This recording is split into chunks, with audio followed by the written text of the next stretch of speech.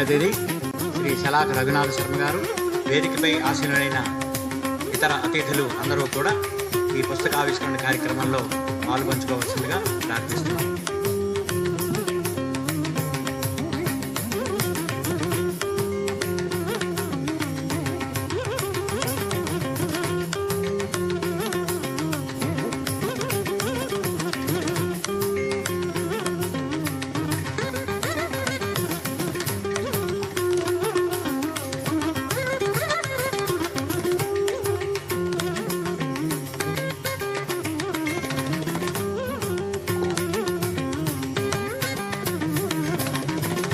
Doctor Gummaluri Indira గారి చేత రచింపబడినటువంటి మనరాముడు అనే పుస్తకం యొక్క ఆవిష్కరణ జరుగుతోంది.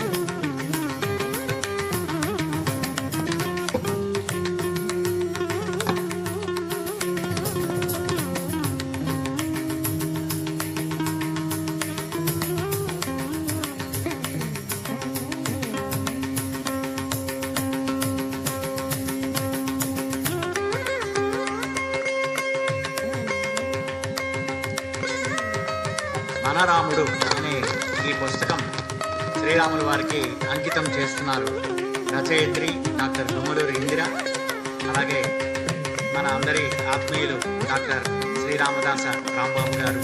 ఆ దంపతులు ఇరువురు శ్రీరాముడికి అంకితం చేస్తున్నారండి. అందరూ ఒకసారి కరతాళ ధ్వనులతో జై శ్రీరామ్, జై శ్రీరామ్, జై శ్రీరామ్.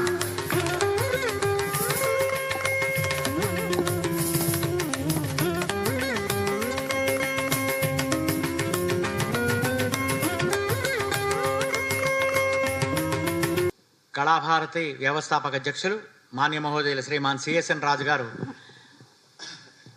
మనరాముడు పుస్తక రచయిత్రి డాక్టర్ గుమ్మలూరి ఇందిర గారిని ఆశీర్వదిస్తూ వారి యొక్క సందేశాన్ని ఇవ్వాల్సిందిగా కోరు. నేను ఈ స్టేజ్ మీద కూర్చోవడమే ఒక విశేషం. నాకే ఆశ్చర్యం వేస్తుంది. ఇక్కడ ఉన్న వాళ్ళంతా ఎంతటి వాళ్ళు, మహానుభావులు.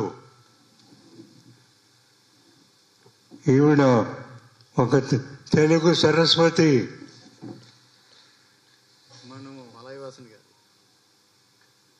మలయవాసన గారు అనదర్ తెలుగు సరస్వతి. ఇక్కడ మాట్లాడే వాళ్ళంతా కూడా మహానుభావులు, పండితులు. వాళ్ళ మధ్యన కూర్చోవడమే ఒక పుణ్యం. అలాగే ఈ సభకి వచ్చిన మీరంతా కూడా పుణ్యం చేసుకున్నారని చెప్పి నేను అనుకుంటున్నాను. ఇంకేదంటే ఇటువంటి క్వాలిటీ చాలా చాలా తక్కువ. ఒక విధంగా మనం విశాఖపట్నంలో నివసిస్తున్నాం అంటే అదొక అదృష్టంగా భావించాలి. ఎంచేతంటే రాంబాబు గారు ఉన్నారు. ఎంత కష్టపడుతున్నాడో నాకు తెలుసు. ఆయన ఎక్కడో వేల కోట్ల మైళ్ళ దూరంలో ఉన్నా కూడా ఇన్స్ట్రుమెంట్స్ అన్నీ ఉపయోగించి ఇక్కడ ప్రోగ్రామ్స్, పండితులు, టైమింగ్స్ వగైరా అన్నీ కూడా ఎప్పటికప్పుడు తెలుసుకుంటూ ఆర్డర్ చేస్తూ ఉంటాడు. ఇప్పుడు వచ్చే 3-4 నెలల్లోనే చాలా చాలా విశేషమైన ప్రోగ్రామ్స్. ఎందుకు వచ్చే నెల శ్రీరామనవమి. ఒక శ్రీరామనవమి కాదు, 300-400 మందికి అన్నదానం చేయడం అన్న విషయం కూడా ఆయన నిర్ణయించారు. అలాగే సత్య హరిశ్చంద్ర నాటకం ఈ మధ్యకాలంలో ఎక్కడ మనం ఈ ప్రాంతంలో ఎక్కడ వినలేదు. అటువంటి ప్రోగ్రాం కూడా రాబోతుంది.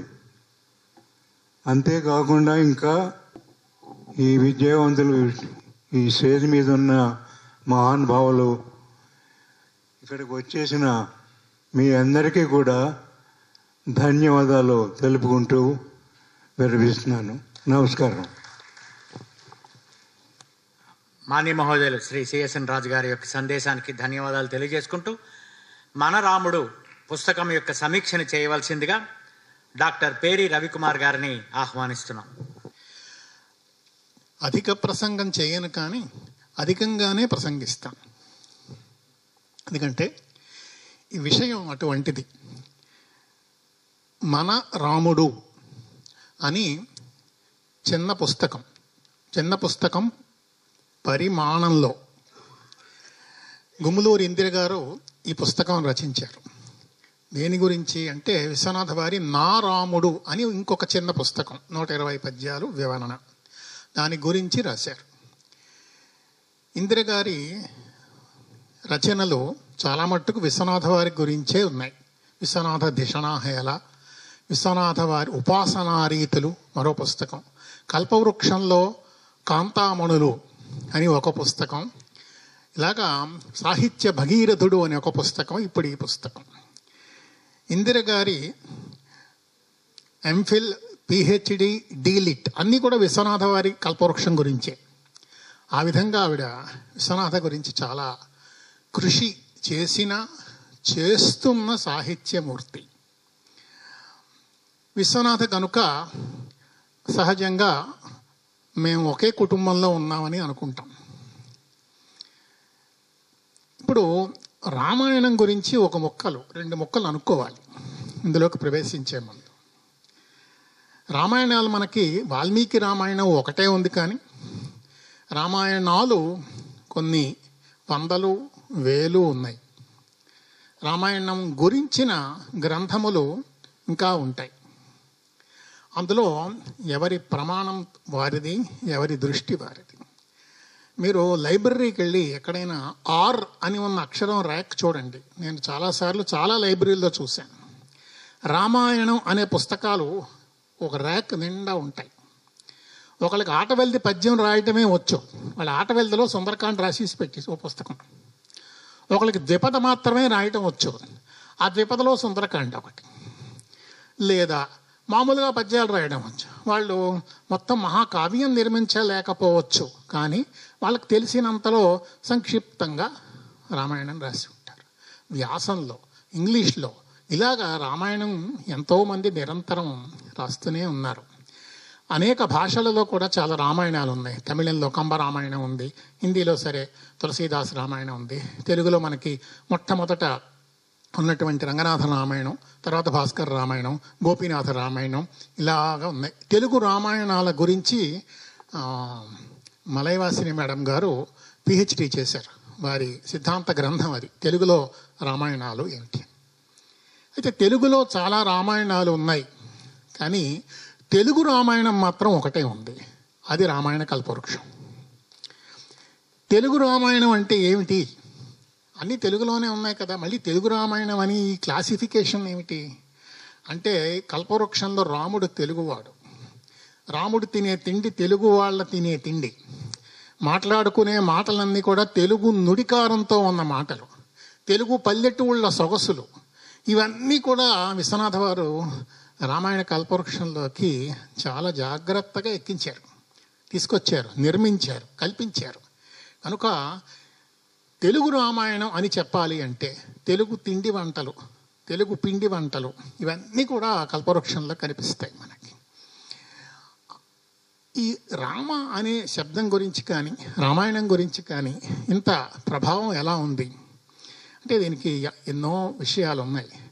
వనంలో కొంతమంది దొంగతనాలు చేసుకుంటున్నారట. సంస్కృతంలో ఒక అందమైన చాటు ఉంది, వనేచ రామో వసుచాహ రామ నదీంస్తరామో నభయం స్మరామః ఇతీరయంతో వనే కిరాతాః ముక్తిం గతాః రామపదానుషంగాత్. ఒక అడవిలో దొంగలు ఉండేవారు. ఎవరు ఆ మార్గంలో వెళ్తున్నా వాళ్ళని పట్టుకొని దొంగిలించడం అది చేసేవారు. ఓసారి ఎవరో ఒక పండితుడిని పట్టుకున్నారు. అతను నా దగ్గర ఏమీ లేవు, కానీ మీకు నేను ఒకటి ఇస్తాను, అది మీరు కానీ చేస్తే నేర్చుకుంటే మీకు చాలా బోల్డ్ డబ్బులు వస్తాయి, ఇది వస్తాయి, ఇది వస్తాయి అన్నాడు. అని వాళ్ళకి 4 వాక్యాలు నేర్పెట్టాం. ఏమిటది? వనే చరామహ, మేము వనంలో చరిస్తూ ఉంటాము. వాళ్ళ గురించి మీ గురించి మీరు చెప్పుకునే వాక్యాలు. వసుచ ఆహరామహ, వసు అంటే ధనం, మేము ధనాన్ని అందరి దగ్గర ధనం కొల్లగొడుతూ ఉంటాం. నదీం తరామహ, నదిని తరిస్తాం, నదులు దాటుకుని వెళ్ళగలం. నా భయం స్మరామహ, మాకు భయం అనేదే లేదు. ఈ 4 వాక్యాలు మీ అందరూ కలిసి అలా అనుకోండి. ఎవరైనా వచ్చినా వాళ్ళ దగ్గర డబ్బులు దోచుకుంటున్నా ఈ 4 వాక్యాలు అంటూ ఉండండి అన్నారు. వాళ్ళు మెల్లిగా కంఠస్థ పెట్టారు. అది అలా కంఠస్థం పెట్టి 10 సార్లు అంటూ అంటూ ఉండగా ఏమైంది? అది అర్థం ఏమిటి? వనే చరామహ, చరామి చరావహ చరామహ బహువచనం, మేము వనంలో చేరిస్తూ ఉంటామని. కానీ అక్కడ రామహ అనే మాట ఉంది. అలాగే వసుచ ఆహరామహ, అక్కడ రామహ ఉంది. తర్వాత నదీం తరామహ, నదీం స్తరామహ, అక్కడ రామశబ్దం ఉన్నది. తర్వాత నా భయం స్మరామహ. ఇలాగ వాళ్ళు ఆ మాటలు అంటూ రామశబ్దాన్ని చేస్తూ చేస్తూ చేస్తూ చేస్తూ ముక్తిం గతాహ రామపద అనుషంగాత్ అన్నాడు. వాళ్ళు చివరికి ముక్తిని పొందారు అన్నారు. అది రామనామ ప్రభావం అంటే అలా ఉంటుందట. ఇక భారతీయ సాహిత్యం, భారతీయ వాంగ్మయం అని కానీ, భారతీయ జీవన పద్ధతి అని కానీ, కుటుంబ బంధం అంటే ఏమిటి కానీ, వివాహ బంధం భారతదేశంలో ఎలా ఉంటుందని కానీ, భారతీయ వివాహ వ్యవస్థ, కుటుంబ వ్యవస్థ గురించి చెప్పమని ఎక్కడైనా అడిగితే ఏమిటి చెప్పవచ్చు? ఒక పెద్ద వేదిక మీద, ప్రపంచ వేదిక మీద నాకు కానీ అవకాశం ఇస్తే అరగంట మాట్లాడమంటే 3 నిమిషాలు మాట్లాడతాను. రామాయణంలో ఒక శ్లోకం చెప్తాను. నగలన్నీ దొరికాయి కిష్కింధకాండలో మనకి. ఎవరికి? ఆ నగలు చూపించాడు. ఎవరో ఒక ఆవిడ అలా ఒడిపోతూ నగల మూట పడేసిందని నగలు చూపించాడు రామలక్ష్మణులకి సుగ్రీవుడు. ఆ నగలు చూస్తున్నాడు. రామచంద్రుడికి కళ్ళంబడి నీళ్లు వచ్చేస్తున్నాయి, సరిగ్గా గుర్తించలేకపోతున్నాడు. లక్ష్మణ, ఇవి మీ వదిన గారు నగలేనా చూడు అన్నాడు.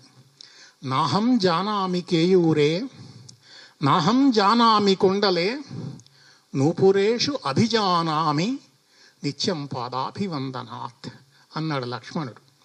కేయూరములంటే భుజములకు పెట్టుకునేవి కానీ నాకు తెలియదు. నాహం జానామి కుండలే, చెవులకు పెట్టుకునే కుండలాలు కనబడుతున్నాయి కానీ నేను గుర్తించలేనివి వదిన గారివో అవునో కాదో. కానీ నూపురములు, కాళ్ళ గజ్జెలు మాత్రం గుర్తుపట్టగలని వదిన గారు పెట్టుకునేవే. అది కూడా నేను ఎలా గుర్తించగలవయ్యా? నిత్యం పాదాభివందనాత్, నిత్యం కూడా నేను పాదాభివందనం చేస్తూ ఉండ కారణంగా నాకు ఆ నూపురములు మాత్రం గుర్తన్నాడు. భారతీయ కుటుంబ వ్యవస్థ గురించి కానీ, సాహిత్యం గురించి కానీ చెప్పమంటే ఈ ఒక్క శ్లోకం చెప్పి దిగిపోతాను.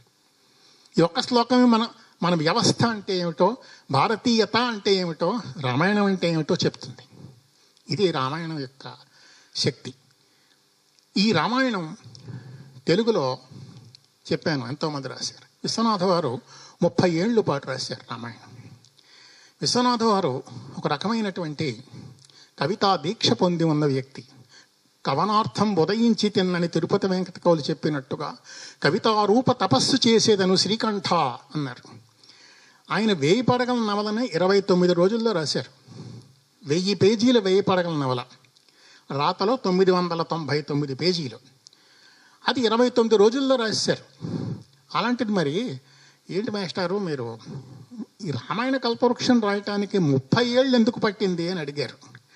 అడిగితే అది బహుశా రాముడే రాసి ఉన్నాడేమో, అందుకే అంతకాలం పట్టింది, నేనైతే ఇంకా తక్కువ కాలంలో రాసి ఉండేవాడిని అన్నాడు ఆయన.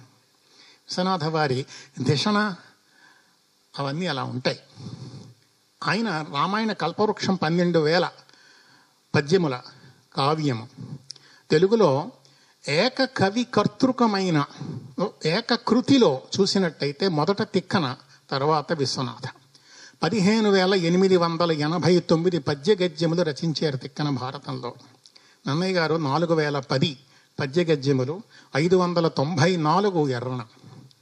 తిక్కన గారి తర్వాత 15,889 తర్వాత 12,141 పద్య గద్యములను సంపుటైనటువంటి విశ్వనాథ వారిదే 2వ స్థానం. రంగనాథ రామాయణం, గోపీనాథ రామాయణం కూడా తర్వాత 11,556. ఇవన్నీ నేను చదివి లెక్కలు వేసి కూడా చెప్తున్నాను. అంత పెద్ద వర్క్ చేశారు విశ్వనాథ వారు. 30 ఏళ్ళు రాశారు, 1932 నుంచి 62 వరకు. అయిన తరువాత రామాయణం మీద ఆయన 4 పుస్తకాలు రాశారు. ఏమిటి 4 రచనలు చేశారు. భవన్స్ జర్నల్, అందులో ఇంగ్లీష్లో వ్యాస సంపుటం అలా ఒక సిరీస్లాగా రాశారు, what is Ramayana to me అని. రెండవది కల్పవృక్ష రహస్యములు అని చిన్న పుస్తకం, బాలకాండ గురించి తానే అక్కడక్కడ కొన్ని విషయాలు చెప్తున్నట్టుగా ఒక పుస్తకం రాశారు. మూడవది నందిగ్రామ రాజ్యం అని ఒక నవల రాశారు, కొంచెం హాస్యస్ఫోరకమైన నవల. నాలుగవది ఈ ప్రస్తుతం మనం మాట్లాడుతున్న నారాముడు అనే పుస్తకం.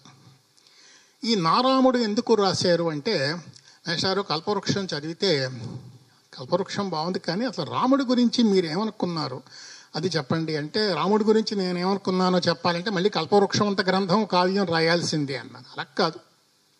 అంటే ఆయన పద్య గద్యాత్మకంగా, పద్యం కొంత మళ్ళీ పద్యానికి వివరణ కాదు, ఒక వ్యాసంలాగా రాస్తూ మధ్యలో ఓ పద్యం మధ్యలో ఓ పద్యం అలాగలాగలాగా రాశారు. 10 అధ్యాయాలు. అందులో ఆనంద రాముడు, ఆనందమూర్తి, అవతారమూర్తి, బాలరాముడు, కోదండరాముడు, అయోధ్యారాముడు, దశరథరాముడు, జానకీరాముడు, రఘురాముడు, ఆత్మారాముడు అని 10 అధ్యాయాలుగా ఉన్న 121 పద్యాలతో చిన్న పుస్తకం. ఆ పుస్తకం గురించి ఇందిర గారు రచించినది ప్రస్తుత పుస్తకం మన రాముడు. ఈ పుస్తకం గొప్పతనం ఏమిటంటే, నా రాముడు, ఈ పుస్తకం విశ్వనాథ వారు శివైక్యం చెందిన తరువాతనే ముద్రణైంది. అంటే 1976 తర్వాతనే అయింది.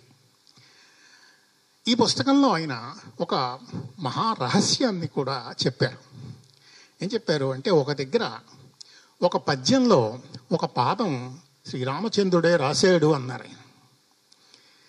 అంటే చూడండి, ఎక్కడది యుద్ధకాండలో ఒక సందర్భం చెప్తాను.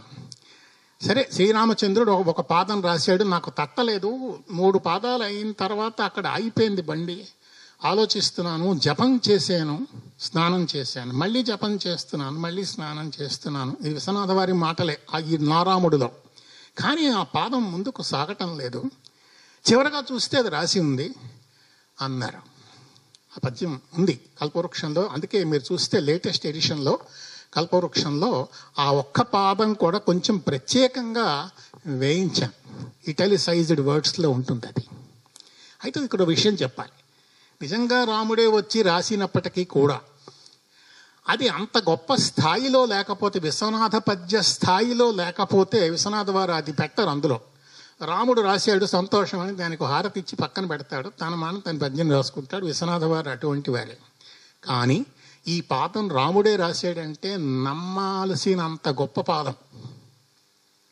ఆ స్థితిలో ఉన్నది అది. విశ్వనాథ వారు చెప్పారంటే నిజమే అనిపిస్తుంది మనకి. ఏమిటి ఆ సందర్భం? యుద్ధం అంతా అయిపోయింది, వీళ్ళందరూ పుష్పక విమానంలో బయలుదేరారు. సీతారాములు, లక్ష్మణుడు, మొత్తం వానరసేన మేము కూడా వస్తామని బయలుదేరారు. కానీ రాముడికి ఒక మాట గుర్తుంది. భరతుడు చెప్పాడు, అన్నయ్య 14 సంవత్సరముల తరువాత నేటి నుండి కానీ ఈ తిరిగి నీవు ఇక్కడికి రాకపోతే నేను అగ్నిప్రవేశం చేస్తానన్నాడు. అప్పటికి ఆ సమయం అయిపోతోంది. ఆనాటి వాళ్ళు రఘువంశం రాజులు మనలాగా అమెండ్మెంట్లు అవి ఇవ్వరు. ఇవాళ రాలేదు, బహుశా రేపు వస్తాడేమో అని ఆగడం కుదరదు. ఆ రోజు రాలేదు, నేను చేస్తానంటే ఆ రోజు అగ్నిప్రవేశం చేసి తీరతాడు భరతుడు, అంతే. ఈ విషయం రాముడికి తెలుసు. అందుకని ముందు హనుమంతులు వారిని పంపించాడు. ముందు నువ్వు వెళ్ళి భరతుడికి చెప్పు, ఆగమని, మేము వస్తున్నాం, జరిగింది చెప్పు, పుష్పకంలో వస్తున్నామని. హనుమంతుడు పుష్పకం కన్నా వేగం కదా, మనోజవం మారుతతుల్య వేగం, ఆయన అంత వేగం. ఇంకా బగ ఎరుకుంటూ వెళ్ళాడు. అప్పటికే భరతుడు చితి పేర్చి ఓ రౌండ్ కొట్టాడు, ఓ ప్రదక్షిణ చేసి ఉన్నాడు. అర్జెంటుగా హనుమంతుడు ఆగండి ఆగండి ఆగండి అంటూ వచ్చి ఆగి ఒక క్షణం కొంచెం కంగారు పడ్డట. ఏమిటి రాముడు ఇక్కడ ఉన్నాడని. ఎందుకంటే భరతుడు కూడా రాముడిలాగే నీలమేఘశ్యాముడు అంటూ గబుక్కని చెప్పాడు, ఇలా అమ్మాయి వస్తున్నారు, అది జరిగింది, ఇది జరిగింది, రావణాసుర సంహారం అయింది. అవన్నీ వాళ్ళకి తెలియవు, అయోధ్యలో ఉన్న వాళ్ళకి. ఈ సీతాపహరణం కూడా తెలియదు వాళ్ళకి. అదంతా చెప్పాడు. చెప్పేస్తే తట్టుకోలేకపోయాడు భరతుడు. అన్నట్టు ఈ ఆహ్కారాన్ని వర్ణించాలి. అది పద్యం. వించున్ కైకేయి బిడ్డ దీప్తనయనావిర్భూత బాష్పచ్చటా సంచారములు దోసిటంగొనిన పుష్పశ్రేణిలో తేనెలై పంచారించిన కంఠశంఖమున నిస్వానంబురాన్. ఆ కంఠం నుంచి ఆ నిస్వానం, ఆ శబ్దం వస్తే ఆ శబ్దం ఎలా ఉందో రాయాలి. ఇక్కడ ఆగింది బండి విశ్వనాథ వారి. నిస్వానంబురాన్. ఇక్కడి నుంచి ఆయన చాలాసేపు శ్రమపడ్డారు. తర్వాత ఆ పాదం ఉన్నది. ఏమిటి?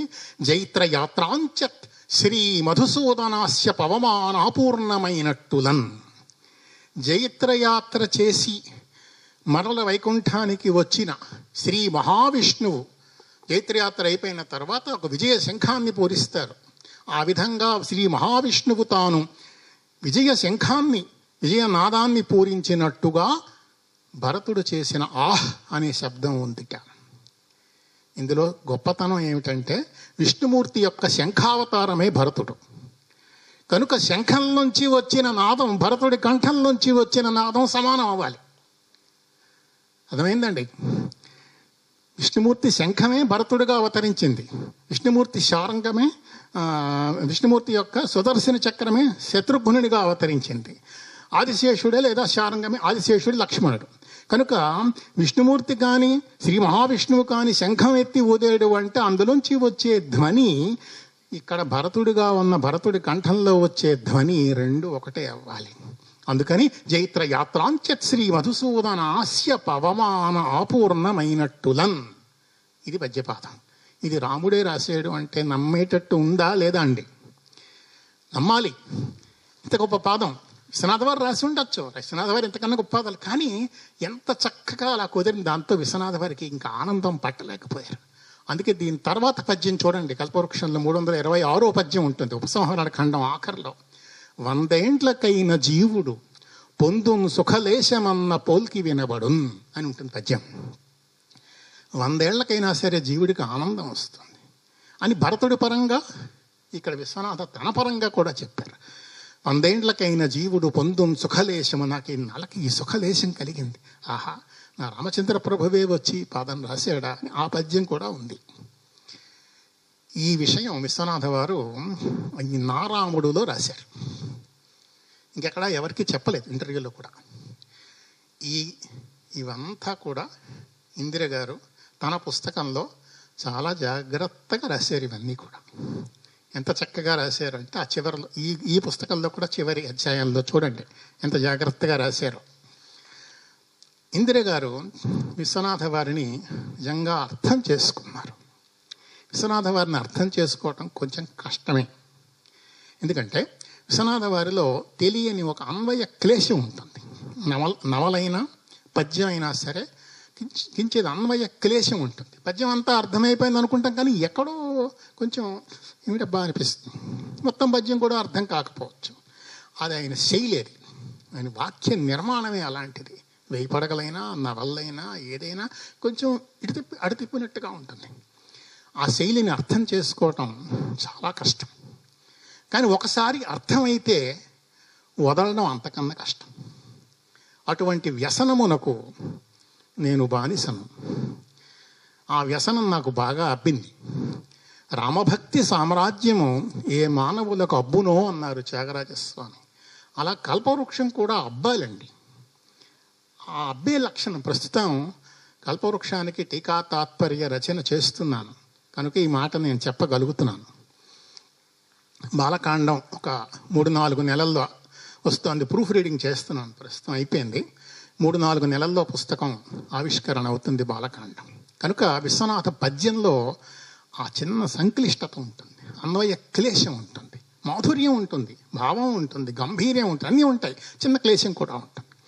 ఈ క్లేశాన్ని అర్థం చేసుకుని దాన్ని అధిగమించి అందులో ఉన్న మహార్థాలని వెలికి తీయడంలో ఆంధ్రదేశంలో చాలామంది ఉండేవారు ఒకప్పుడు.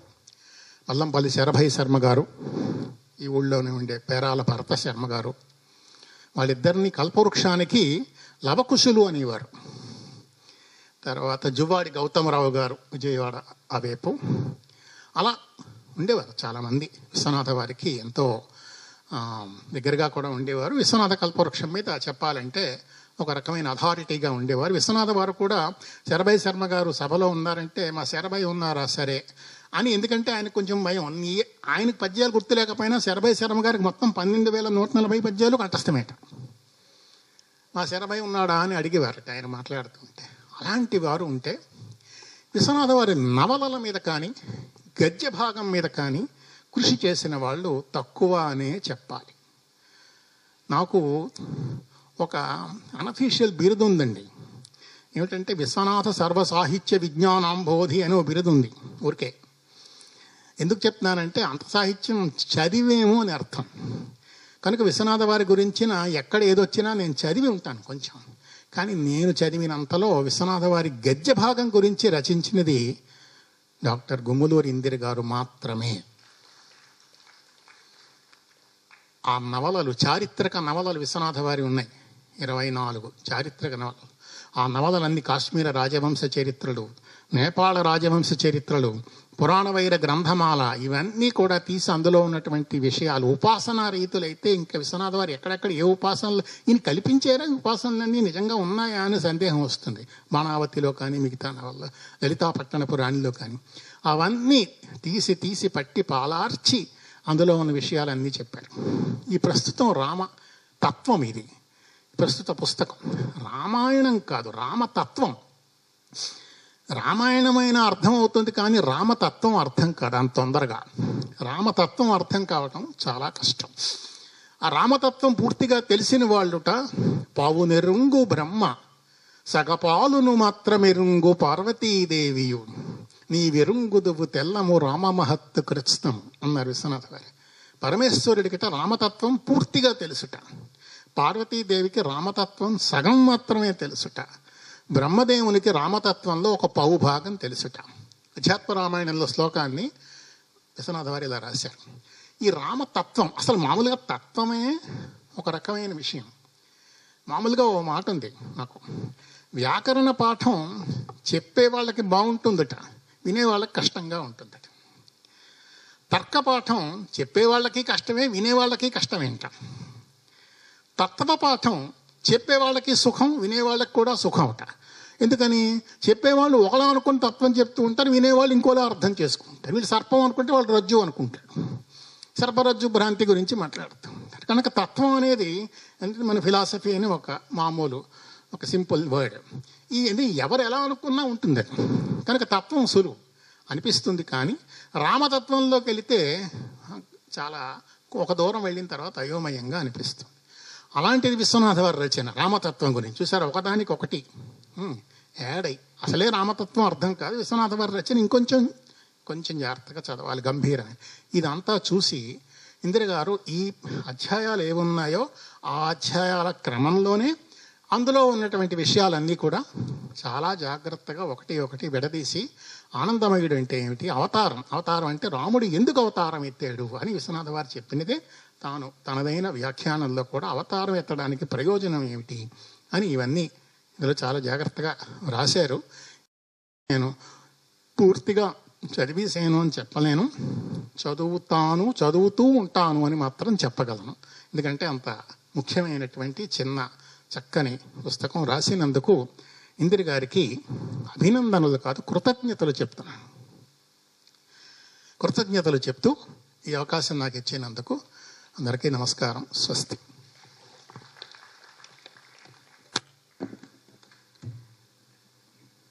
డాక్టర్ గుమ్మలూరి ఇందిర గారు రచించి మన రాముడు అనే పుస్తకావిష్కరణ యొక్క సమీక్షని డాక్టర్ పేరి రవికుమార్ గారు అతి హృద్యంగా, అమేయంగా, అమోఘంగా, అప్రతిహతంగా విశ్వనాథ వారి రామాయణాన్ని ఉదాహరణిస్తూ చాలా చక్కగా సమీక్ష చేశారు.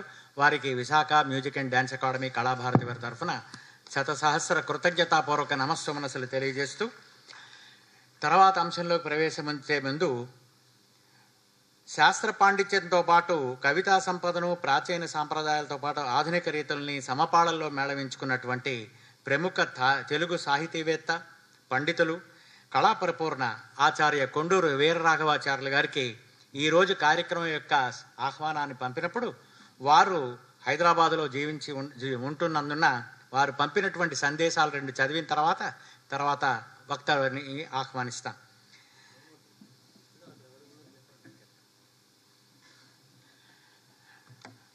జై Sriram. Dear doctor Rambabu garu, good morning. Your choice of honouring professor Malayavasini అమ్మగారు with wonderful title is worthy. She is richly blessed with excellent proficiency in Telugu and Sanskrit languages. Her literary flair in the domain of philosophy and Vedanta is laudable. I am happy that you are honoring a great literary giant of Visakhapatnam today. Her recent work on Annamacharya Sankirtanas published by Tirumala Tirupati Devasthanam is a specimen of her acumen and lyrical fragrance. My heartfelt congratulations and respectful regards to her on this occasion. విశ్వనాథవారి నారాముడు విషయానికి వస్తే doctor Gummaluri ఇంద్రి గారి సర్వేక్షణం విలక్షణం. ఎందుకంటే వాల్మీకి రాముడు రుణపడినాడా లేక రాముడికి వాల్మీకి రుణపడినాడా అనే చక్కని ప్రశస్తి ఒకటి ఉంది. నారాముడు చదివిన తర్వాత నాకు ఏమనిపించిందంటే వాల్మీకి రాముడు మధ్య ఎవరు ఎవరికి బాకీ పడ్డారో కానీ గుమ్మలూరు ఇంద్రి గారు రాసిన మన రాముడు చదివితే మాత్రం మనమంతా ఇందిరమ్మ గారికి రుణపడి ఉంటామని అనిపించింది. శ్రీ మీ భవదేయుడు కొండూరి విజయ రాఘవాచార్యులు గారు, చిలకపాటి విజయ రాఘవాచార్యులు గారు. తర్వాత ఈరోజు ఆవిష్కరింపబడిన ఈ పుస్తకం బయటనే ఉన్నది. అయితే మనందరం కూడా ఆమెని శతమానం భవతి శతాయుష్మాన్ భవతి శతాయుష్ క్షేమేంద్రియ ప్రతిష్టని ఆశీర్వదించడంతో పాటు ఈరోజు మాత్రం ఒక శతాన్ని చెల్లించి ఈ పుస్తకాన్ని తీసుకోవచ్చు. శతమనగా 100 రూపాయలు, దాన్ని తీసుకోవచ్చు. ధన్యవాదాలు. తర్వాత గుమ్మలూరి ఇంద్ర గారిని ఆశీర్వదిస్తూ ఈనాటి ముఖ్య అతిథి మహామహోపాధ్యాయ శ్రీ శలాక రఘునాథ్ శర్మ గారిని మాట్లాడవలసిందిగా కోరుతున్నాను.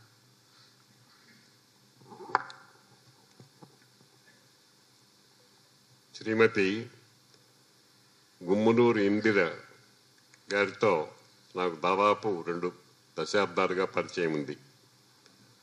ఆమె నిరంతర సాహిత్య వ్యవసాయం, ముఖ్యంగా కల్పవృక్షం విశ్వనాథవారి రచనల గురించి ఒక తపస్సులాగా అధ్యయనం చేసింది.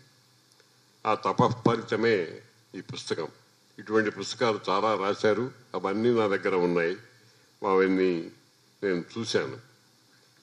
ఇటువంటి చక్కటి పాధేయం, అందరూ జనాలకి మంచి పాధేయం ఇది. అంటే రాముని దగ్గరకు పోవటానికి యాత్ర చేసే వాళ్ళకి దారి బట్టంలాగా ఉండేటువంటి ఈ పుస్తకాన్ని రచించిన శ్రీమతి గుమ్మలూరి ఇందిర గారిని సమస్త సన్మంగళాని భవంతు అని ఆశీర్వదిస్తున్నాను.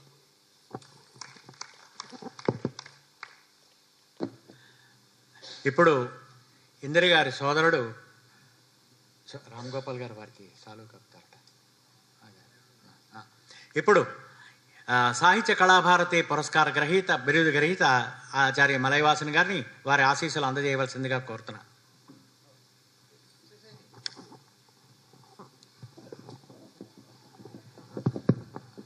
సభకు నమస్కారం. ఇందిర మొదటి నుంచి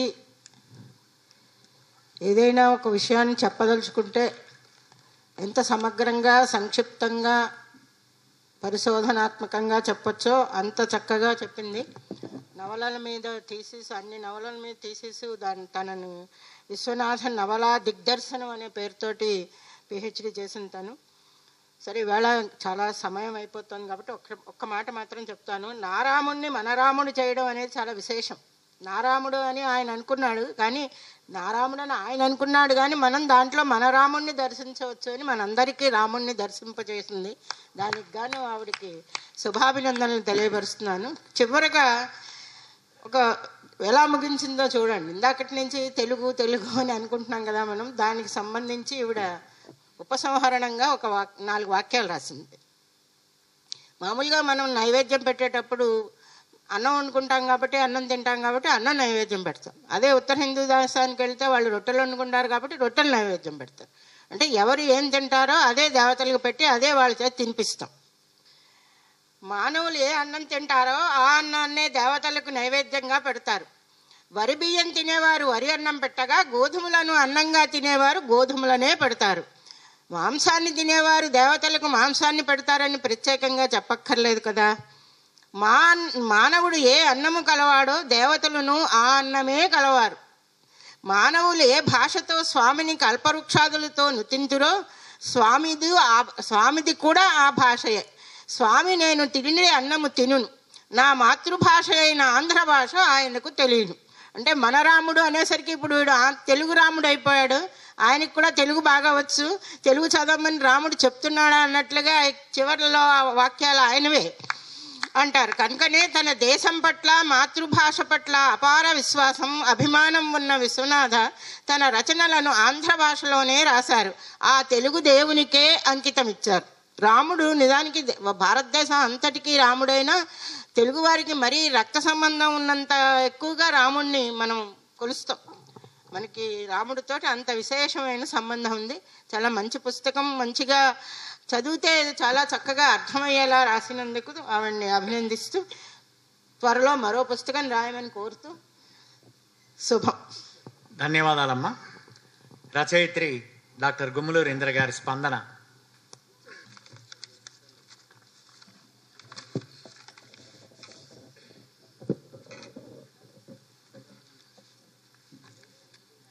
సభా సరస్వత్యై నమః.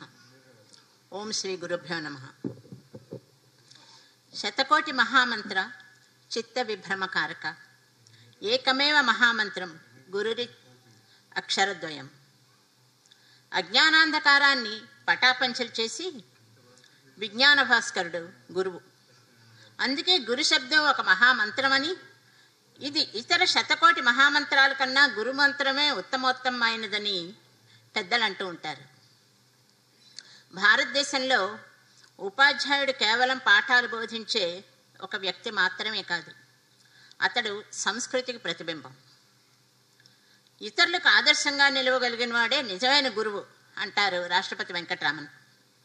పరమ గురువులు కళాప్రపూర్ణ విశ్వనాథ సత్యనారాయణ గారి పాదపద్మాలకి నమస్సులు.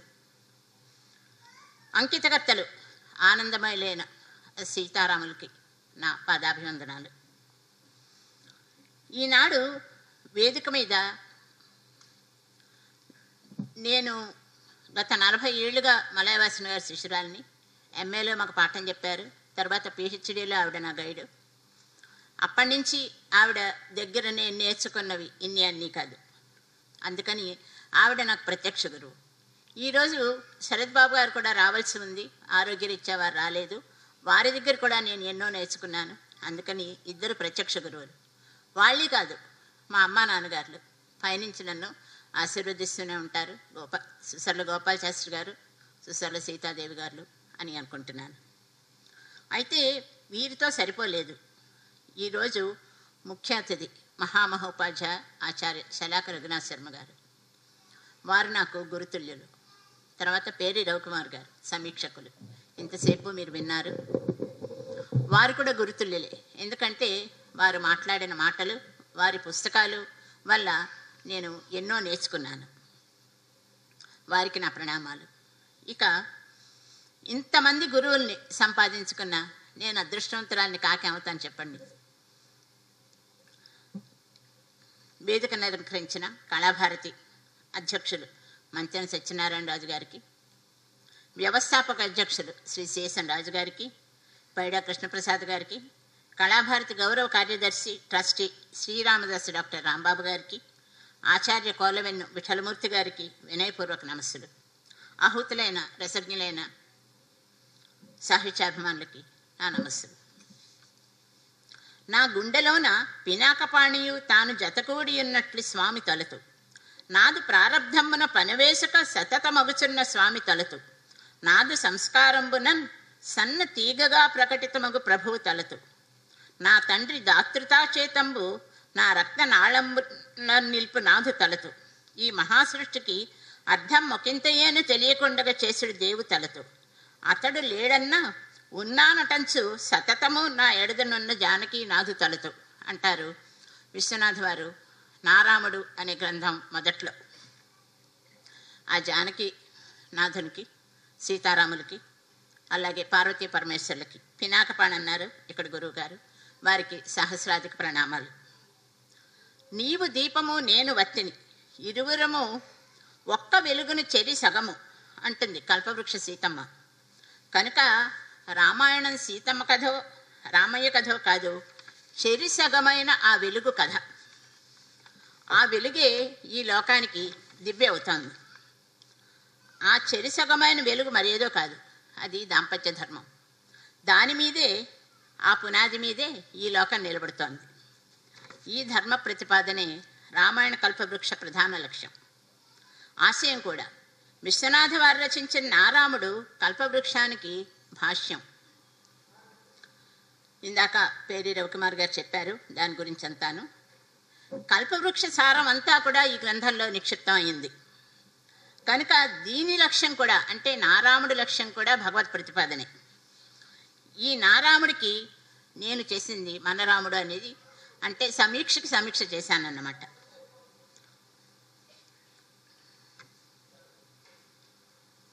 మేము 2023లో మా మనవడు అప్పుడే పుడితే వాడిని చూడడానికి వెళ్ళాం. మేము వెళ్ళినప్పుడు అక్కడికి పట్టుకెళ్ళవలసిన సామాన్లు చాలా ఉండడంతో నారాముడు ఒక చిన్న నోట్బుక్ పట్టుకెళ్ళాను. ఇంకా ఏ పుస్తకము నాతో పట్టుకెళ్ళలేదు.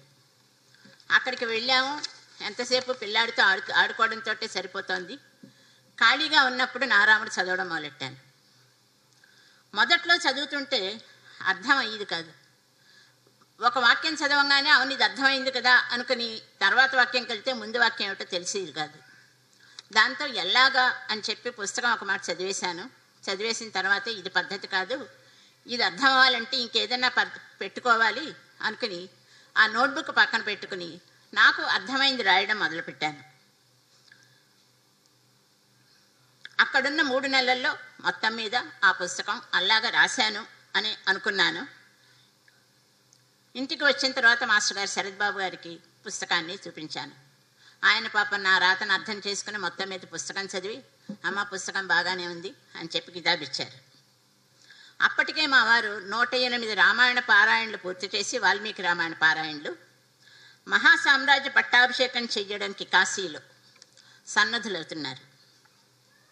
2024 ఫిబ్రవరిలో ఆ కాశీలో మహాసామ్రాజ్య పట్టాభిషేక క్రతువు 7 రోజుల పాటు నిర్విఘ్నంగా విశ్వేశ్వరుడి దయతోటి సీతారాముల దయతోటి పూర్తి చేశాం. మేము మా వారు 108 రామాయణ పారాయణలు పూర్తి చేశారు కదా, మరి నా వంతు కూడా చేసి నేను కూడా పుణ్యం సంపాదించుకోవాలి కదా అనుకున్నాను. నేను పుణ్యం ఎలా సంపాదించుకోవడం అనుకున్నాక ఈ మనరాముడి పుస్తకాన్ని అక్కడ రాముల వారికి ఇచ్చేద్దాం అనుకుని నేను రాసుకున్న రాతప్రతిని అక్కడికి పట్టుకెళ్ళి అక్కడ ఒక రామస్తూపం ఉంటే ఆ రామస్తూపంలో నిక్షిప్తం చేశాను.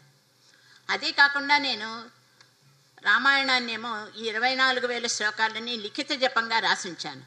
అవి కూడా పట్టుకెళ్ళి అవి కూడా ఆ స్తూపంలోనే వేసేశాను. ఆ అద్వైతమూర్తులకి మనసారా నమస్కరిస్తున్నాను. వెనక్కి వచ్చాక పుస్తకాన్ని డీటీపీ చేయించాను. ఎందుకంటే అప్పటికే జిరాక్స్ చేసి ఉంచుకున్నాను కనుక మలయవాసన్ గారికి, ఆచార్య మలయవాసన్ గారికి, ఆచార్య రామవరపు శరత్ బాబు గారికి, డాక్టర్ విజయరాఘవాచార్య గారికి, పేరి రవికుమార్ గారికి ఇచ్చి ముందు మాట వ్రాయండి అనగానే రాసిచ్చారు వాళ్ళు, శ్రమ అనుకోకుండా.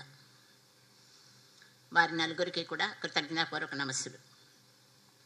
మహారాజులు ఇందాక మేడం అన్నారు, కళాపోషకులు, కవుల్ని ఆ కవులు రచించిన గ్రంథాలని ఆదరించేవారు అని చరిత్ర మనకి తెలుపుతోంది. అయితే అది చరిత్ర అని కొట్టిపారేక్కర్లేదు, ఈ కాలంలో కూడా అది అలా కొనసాగుతూనే ఉంది అనడానికి ఈనాటి సభే తార్కాణం మనకి. ఎందుకంటే శ్రీ ఎంఎస్ఎన్ రాజు గారు కళాభారతి అధ్యక్షులు, వారు నేను రాసిన కల్పవృక్షంలో కాంతామణుల పుస్తకానికి సౌజన్యమూర్తి. అలాగే వ్యవస్థాపక అధ్యక్షులు శ్రీ శేషన్ రాజు గారు మాకు గత 50 ఏళ్లుగా తెలుసు. మా నాన్నగారు రాజుగారు కలిసి ఈ ప్రాంగణానికి ఇటువంటి రూపకల్పన చేశారు. వారు మా ఇంటికి వచ్చినప్పుడల్లా ఏం రాస్తున్నావమ్మా అని అడుగుతూ ఉంటారు చాలా ఆత్మీయంగాను. మేము వద్దు వద్దు అంటున్నా కూడా మన రాముడు పుస్తకానికి ప్రచురణ భారాన్ని తన తలకెత్తుకున్నారు. పక్కనే పైడా కృష్ణప్రసాద్ గారు ఉన్నారు. వారు కూడా మహారాజు పోషకలే అని ఇందాక మేడం అన్నట్టు ఆ విశ్వనాథ నవలలు ఉపాసనా రీతులకి వారు ప్రచురణకి వారు ఇచ్చారు నాకు. వీళ్ళందరికీ కూడా ఏమిచ్చి నేను రుణం తీర్చుకోగలను? ఒక్క కృతజ్ఞతాపూర్వక నమస్సులు అర్పించడం తప్ప. పుస్తకం రాయడం ఒక ఎత్తు అయితే సమీక్ష చేయడం ఒక ఎత్తు. పేరువారు ఎనివి అందులో అందవేశం చెయ్యనుకోండి. వారు చక్కని సమీక్ష చేశారు, చాలా వివరంగా చెప్పారు. నేను రాసిన మిగిలిన పుస్తకాల గురించి కూడా చెప్పారు. వారికి కూడా నా కృతజ్ఞతలు. మా పిల్లలే కాదు, మా మనవలు కూడా నాకు a very big source of encouragement. ఎందుకంటే మన వారం రోజుల క్రితం మా మనవరాలతో మాట్లాడుతుంటే, అమ్మమ్మ ఇప్పుడు ఏ పుస్తకం రాస్తున్నావు, ఎప్పుడు పూర్తి చేస్తామని అడిగింది. అంతకంటే ఎంకరేజ్మెంట్ ఏముంటుందండి? వాళ్ళు చెప్తున్న ఈ మాటలే నిజానికి ముందుకు నడిపిస్తున్నాయి నన్ను. వారందరికీ ఆశయపూర్వక అభినందనలు. ఇంతమందికి పేరు పేరున కృతజ్ఞతలు చెప్పావు, మీ వారి మాట మాట్లాడలేదేమిటి అని అనుకోకండి. There is a man behind every women's success అని ఒకవేళ సామెతను తిరగరాయాలేమోను. ఎందుకంటే ఆయన నాకు చేసే సాయం ఇంత కాదు, వెనకాల ఉండి నన్ను ముందుకు నడిపిస్తున్నారు. నేను ఇక్కడ నించున్నానంటే కారణం కూడా వారే. వారికి కూడా కృతజ్ఞతాపూర్వక నమస్కారం. సభా నిర్వహణని తన భుజస్కంధాల మీద వేసుకుని పిళ్ళ రమణమూర్తి గారు ఇంతసేపు నిర్వహించారు. వారికి తర్వాత ఇంకొకరిని కూడా నేను ఒక మాట తలుచుకోవాలి. నేను రాస్తున్న ప్రతి పుస్తకాన్ని కూడా కొణతాల ప్రకాష్ అనే ఆయన డీటీపీ చేశారు. వారికి కూడా సభాముఖంగా కృతజ్ఞతలు. ఇక్కడికి ఎందరో స్నేహితులు, హితులు, చుట్టాలు, సాహితీ ప్రియులు, సాహితీవేత్తలు వచ్చారు. వారందరికీ కూడా పేరు పేరున నమస్సులు. ఈ సభని ఇంత వైభవోపేతంగా నిర్వహించిన కళాభారతి యాజమాన్యానికి, సభ వెనుక ఉండి నిర్వహించిన ప్రతి ఒక్కరికి కూడా నా ధన్యవాదాలు.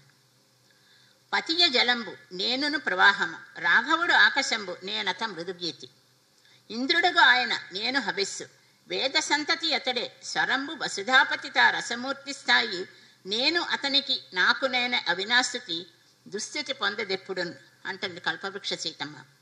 అచ్చమైన పోతపోసిన అద్వైతమూర్తులైన ఆ సీతారాములకి శతకోటి ప్రణామాలు సమర్పిస్తూ సెలవు. నమస్కారం. రచయిత్రి డాక్టర్ గుమ్మలూరు ఇంద్ర గారికి, డాక్టర్ రాంబాబు దంపతులకు సత్కారం జరుగుతుంది.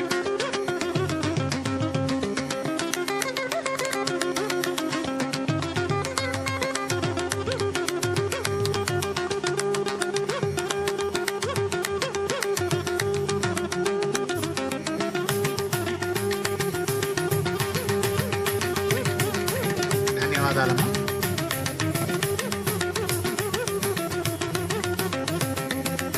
అలాగే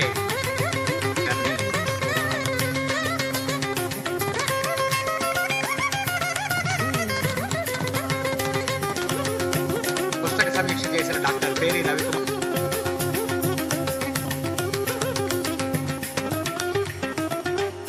రచయిత్రి నానారాం గారు జ్ఞాపికతో సత్కరిస్తారు. ఇంద్ర గారు వస్తున్నారండి.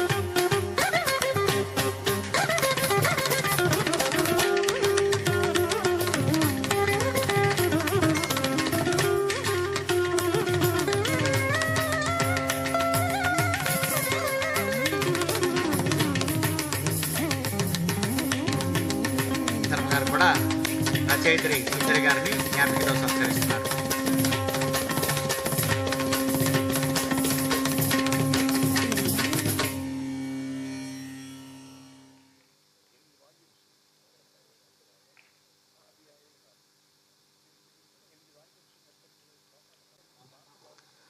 వందన సపర్మణలో వేదిక మీద ఉన్న ప్రతి ఒక్కరికి పేరు పేరున ఇవాళ మన అదృష్టం ఏంటంటే సలాక రఘునాథ్ శర్మ గారు, మలయవాసన్ గారు ఊర్లో లేనప్పుడు వారితో మాట్లాడాను. ముఖ్య అతిథిగా పిలవాలండి అంటే నిన్న ఇవాళ 2 రోజులు ఇక్కడ సెమినార్ జరిగింది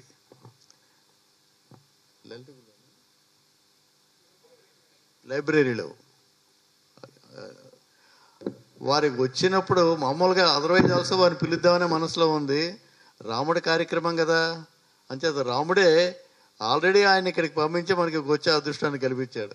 అంచేత వారు వచ్చి ఆయన మాట్లాడితే ఓం అంటే చాలా కంచుకంట గొంతు, అంత అద్భుతమైన గొంతు వారు వారి పుత్రికతో పాటు వచ్చారు. ఇవాళ చాలా మహాదృష్టంగా భావిస్తూ వారికి శతస ధన్యవాదాలు తెలియజేసుకుంటున్నాం. అలాగే ఇందాక చెప్పాను కదా, అవార్డ్స్ ఇంతకుముందు ఇచ్చిన వాళ్ళందరూ చాలా పెద్ద పెద్ద వాళ్ళు, మల్లాది వారు, సలాగ రఘునాథ్ శర్మ గారు, ఇలాంటి వాళ్ళందరూ.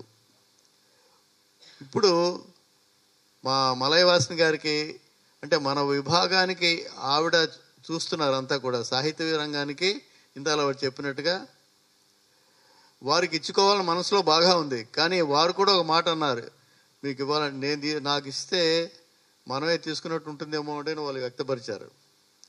కాదండి, ఆ స్థాయి ఏది అని చెప్పి వారిని ప్రార్థిస్తే వారు అంగీకరించినందుకు వారికి శతదా ధన్యవాదాలు తెలియజేసుకుంటూ, విఠలమూర్తి గారు ఎప్పుడూ ఆయన నవ్వుతూ సరదాగా మాట్లాడుతూ బాగా మెచ్చుకుని ఉంటారు. వెళ్తే చాలు అన్నీ బాగున్నాయి అంటారు పాపం. వారు అంత అద్భుతంగా ప్రోత్సహిస్తూ చేస్తున్న వారికి, విఠలమూర్తి గారికి ఇవాళ వచ్చినందుకు.